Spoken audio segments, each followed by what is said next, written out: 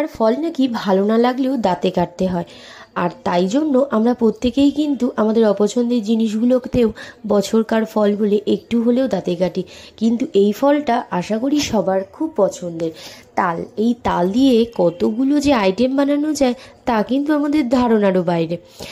আর আজকে আমি বানাবো তালের বড়া, কিন্তু অনেকগুলো আইটেম বানাতে পারলেও বা বানানো গেলেও আমার কিন্তু এই তালের বড়াটাই সবথেকে বেশি ভালো লাগে। বেশ কিছুদিন ধরে তালের বড়া খাবো বলে তাল খুঁজছিলাম, কিন্তু তেমন একটা ভালো তাল পাচ্ছিলাম না। আর দেখো, আজকে বিকালে বেরিয়েছিলাম একটু ঘুরতে, তো আসার পথে বাজারে বেশ পাকা দেখে তাল পেয়েছি।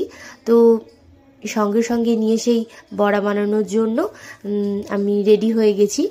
আর এইসব জিনিস বাড়ি রাখলেও কিন্তু সারা বাড়িটা গন্ধে মম করতে থাকে।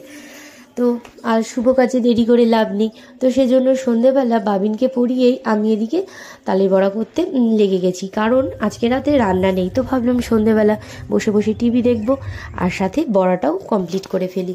আর এই বড়া ভাজার পর বেশ 2-3 দিন ধরে ঘুরবো ফিরবো খাবো, বেশ কিন্তু একটা মজার ব্যাপার। এই তালটা বেশ বড় সাইজের, 3 আটির তাল। আর এই তালটা আমি প্রথমে ধুয়ে নিয়েছি, আর এখন ভালো করে খোসাটা ছাড়িয়ে নেব আর তালটাকে ছেঁকে নেব।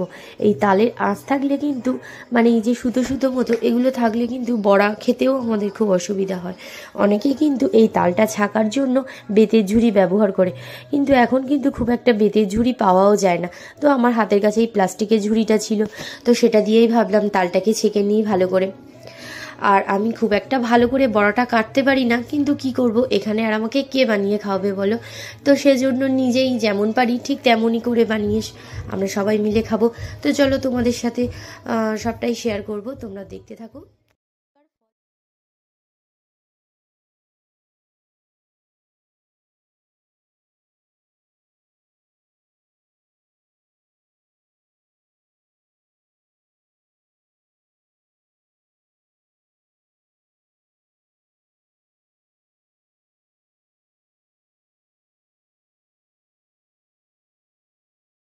তালের বড়াকে নরম করার জন্য অনেকের মধ্যে পাকা কলা আর নারকেল কোড়া দেন আর গমের আটাটা ব্যবহার করেন, কিন্তু আমি কিন্তু এর মধ্যে ময়দাটাই ব্যবহার করি। যখনই করি ময়দা আর সুজি দিয়েই করি, কারণ আমার যেন ওই কলা আর নারকেল দিয়ে যে তালের বড়াটা হয় ওর ফ্লেভারটা আমার ঠিক ভালো লাগে না। তো সেজন্য আমি সিম্পলিভাবেই বানাই। আর এটা কিন্তু খুব একটা বেশি শক্তও হয় না, মোটামুটি নরমই হয়। তো আজকেও আমি সেটাই করব। এর মধ্যে আমি আগে প্রথমে তালটা ছাকার পরেই চিনিটা দিয়ে ভালো করে গুলিয়ে নিয়েছিলাম, যাতে চিনিটা তাড়াতাড়ি গলে যায়।